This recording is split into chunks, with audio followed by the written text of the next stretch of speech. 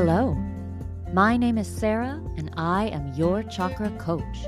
On this podcast, we'll be exploring how the chakra system can help guide you to grow your emotional, mental, physical, and spiritual wellness, leading you closer to your highest self. Hi again, everyone. How are you? I'm doing okay. I'm appropriately busy getting things done and balancing it with rest and self-care. I am not succeeding every single time, but that's okay. I'll tell you a secret.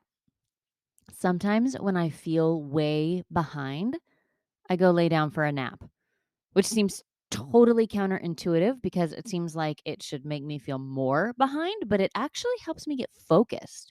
I think for me, overwhelm is a sign of being tired and needing to shut down my brain for a bit. A nap or meditating helps me do that. I can just prioritize better when I come back. I have a much clearer idea about what to do instead of just thinking, I have so many things to do.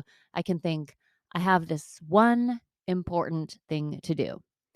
And that helps me.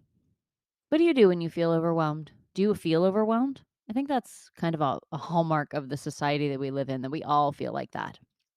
Moving on, though, moving on.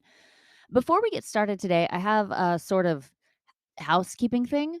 I mentioned a few episodes back that I was going to be releasing my chakra balancing for weight loss program in January. Well, I didn't, and I'll tell you why. Lots of you have reached out about it, so I wanted to clear it up. As I was working on it, I talked to some of my past and current clients about their experience and what they thought was the best part and where I could improve and any other feedback that they had. The overwhelming response was that the social and individual support was actually what made them successful, not just while they were actively in the program, but long term. And that was the part I was trying to take away, which doesn't make a whole lot of sense if that is what made it work. So instead of just pushing forward, I stepped back to see how I could really make this work for you. I'm playing with the idea of creating like cohorts, groups that can go through the program together, supporting each other, and then I can support each group personally. And that would help keep the price down since it isn't literally one on one coaching, but it would still keep the same kind of supportive atmosphere. Let me know what you think of that idea if you're interested in that. If you feel strongly that you'd prefer to go it alone, let me know that too. This is a program that I'm trying to get out for you, so it should be as close to what you want as I can get it. If you have an opinion you want to share, reach out on Facebook or Instagram, or you can email me directly at sarah@yourchakracoach.com. Okay, that's out of the way. Let's get to this week's episode. This is part 2 of what we talked about last week when I talked for too long about authenticity and then had to break this up into parts. You don't need to know the info from last week for this to make sense, but it is sort of a whole process when you put it together.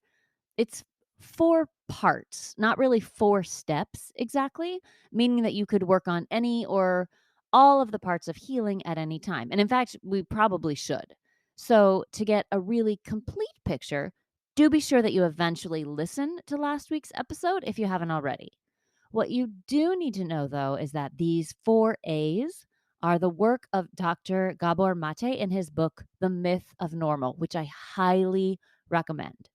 I, of course, am filtering them through the lens of the chakra system because that's what I do. It's it's how I apply this really amazing work that he's done to my own life and how you can too if you're interested in working with your chakras for healing. Last week, the A we talked about was authenticity. I don't know if I shared this last week, but that's my word for the year. Just as a side note, but I thought you might be interested to know that. This week's A is agency, which is a kind of strange word, I think.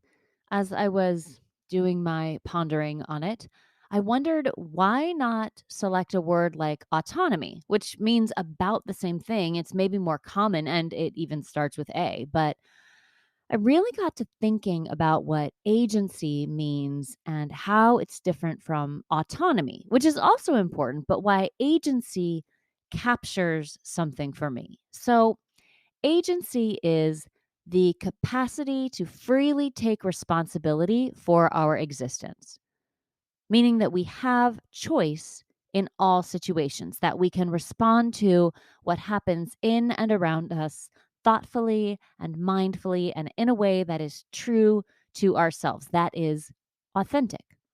Autonomy means much the same thing, but for me, it has an underlying tone of going it alone.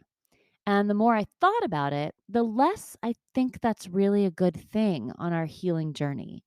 So I'm really getting into the word agency, even though it's less used and maybe could be confusing. There are many ways that we can be denied agency, and anytime it happens, it causes trauma. Finding our agency then is healing. Ways that you could be denied agency, the sense that you are able to control your own outcome, here are a few. There can be broad social restraints like racism, poverty, homophobia, the patriarchy. These kinds of things steal your agency, adding trauma on top of trauma.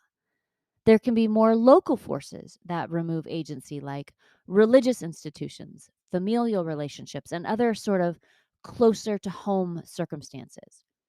Internally, illness or poor health or lack of self-trust can take your agency. And that sense of being helpless, of being totally at the whims of something outside yourself or uncontrollable within is a loss of agency. And according to Dr. Mate, we need to reclaim agency, rediscover it if we want to progress toward healing, toward wholeness. Now, we can argue all day about whether we actually have control over anything, but the larger point here is that we need to feel that we have some say in our lives, some say in how our path unfolds, to be able to act on our own behalf, which you may recognize as being the divine right of the solar plexus chakra. So the healing here comes from, I think, our ability to make choices for ourselves, not from controlling things. Because as you may have heard me say 1,000 times before, we can't control others. We can't often control our circumstances, but agency is the ability to respond in the way that we want to. So, knowing what agency is, let's talk about why it's important for healing. So, one of the things that hit me hard while reading this book is the idea that our personality, the things that we think are us, are in a lot of cases just a learned response to the world around us. They're not necessarily like traits we can't escape from if we don't think they're good for us, nor are there uh, traits that we can't develop if we want to. Basically, we've just learned to be who we are. And while I think it's probably true that we have tendencies towards some traits, we definitely learn how to respond to how we think the world works as we go along. And agency is the concept that allows us to let go of some of those things if we need to. This is what it means when we say, let go of things that no longer serve you. Okay, for example, someone I'm close to views the world as fundamentally untrustworthy. Every time she encounters anything new or someone new, she just automatically assumes that the person has bad intentions, that every person can't be trusted to behave ethically. And in fact, the assumption is that everyone is out for themselves or means harm. To me, that would be an exhausting way to live. But that's what she learned about the world as a child, and she's been responding to it that way for her whole life. So her personality traits are suspicion, distrust, a tendency to isolate herself. Connections are hard, as is trying anything new at all, because the feeling is that it's all very dangerous. If she was interested in a healing journey, which she's not, like I said, this is someone I know, not someone I work with, but if this was something about herself that she felt was holding her back, agency would be the willingness to choose trust, even when it was hard or uncomfortable. Agency to act on her own behalf would be the ability to reframe what she considers her personality into a coping mechanism that allowed for survival when she was a child. Another way to think about this is imagine how you react to things that upset you. Do you get angry, shut down, just avoid the upsetting thing? Whatever you do that's your instinct, your personality when things go wrong, your reactions. If you get angry, you might think you're an angry person. I talked about this in myself last week. You could just think that angry is a part of your personality and that there's nothing you can do, that you're at the mercy of this anger in you. But maybe if you were interested in healing the part of you that's angry, you could work on ways that allow you to choose a response other than anger. That's agency. And that's why it's so closely connected with the solar plexus chakra, because you're doing the work to be able to act positively on your own behalf, to make the choices that you want to make. And this isn't, again, just doing whatever you want without consequences. It's getting a clear look at what's happening and making a choice that makes sense for how you want to be in the world and in yourself. Agency and the right to do is the freedom to evaluate your circumstances, both internal and external, and respond thoughtfully. I know I mentioned this before, but these aren't like steps 1, 2, 3, 4, and then your healing is done, right? They build on and support each other. So if you can support your agency with authenticity, all the better, right? Because you're healing your root chakra and finding authenticity, then you can make choices, engage with your agency in a way that is real and right and takes lots of information into consideration as you do. It can be fully authentic to make a choice to benefit someone else, even if it isn't of immediate benefit to you. We do this all the time. But the trauma is when we don't consider ourselves time after time. And it gets to the point where we feel like we don't have any choice at all. That the external expectations and pressures are so enormous that we're not even choosing our lives or our paths anymore. That's the trauma and why finding agency is the healing path. We can also have internal pressures so great, needs so huge that we feel like we have to sacrifice our agency to get them met. We talked about this with authenticity too. If you have a driving need to be liked or loved so intense that you fail to set boundaries on your time and energy, you'll feel like you have no agency. Solar plexus healing around agency could look like setting boundaries, physical and emotional. Boundaries are what let us explore who we are because some of that pressure is released and it gives us some breathing room. Solar plexus healing could look like learning to pause before reacting. And you probably know that I think a meditation practice is the best way to develop that skill. And if you want to know more about setting boundaries, you can listen to episodes 44, 147, and 148. Of course, figuring out where you don't have agency is a massive first step and is a healing step in and of itself. Just sitting down with yourself and being honest about what you think you have to do is an incredible exercise. Like, really, really look at the things you think you have no choice in. I'm not saying there aren't any. I'm just suggesting that there are maybe not quite as many as you think. And that can be a really tough thing to look at when you discover that you've been working against yourself in some way, that your solar plexus chakra has become so imbalanced that you're actually using it the opposite way it was designed to work. Where are you making decisions, even little ones, that aren't for your highest good, your truest self? Ugh, I mean, This work is never done. I've been doing it intently for the past few weeks myself, and it's just hard.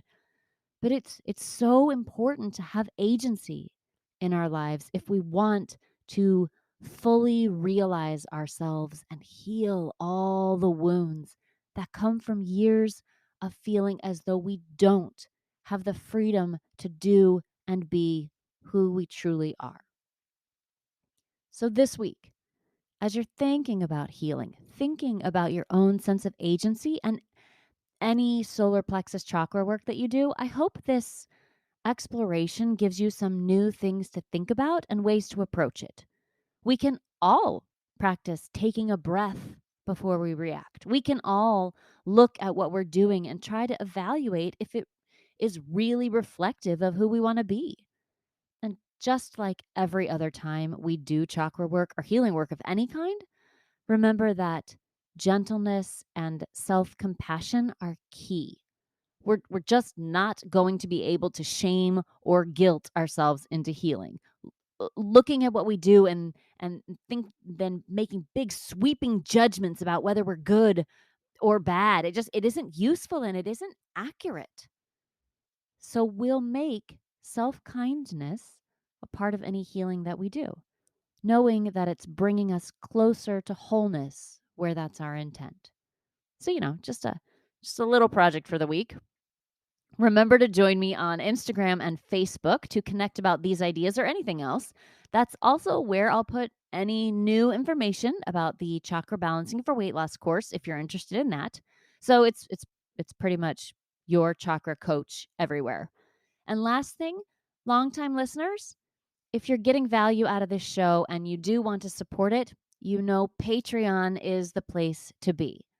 Links to all of that is in the show notes. Do your work this week, whatever that looks like for you, and let me know how it's going. What we do here together each week is important. So allow time and space for yourself.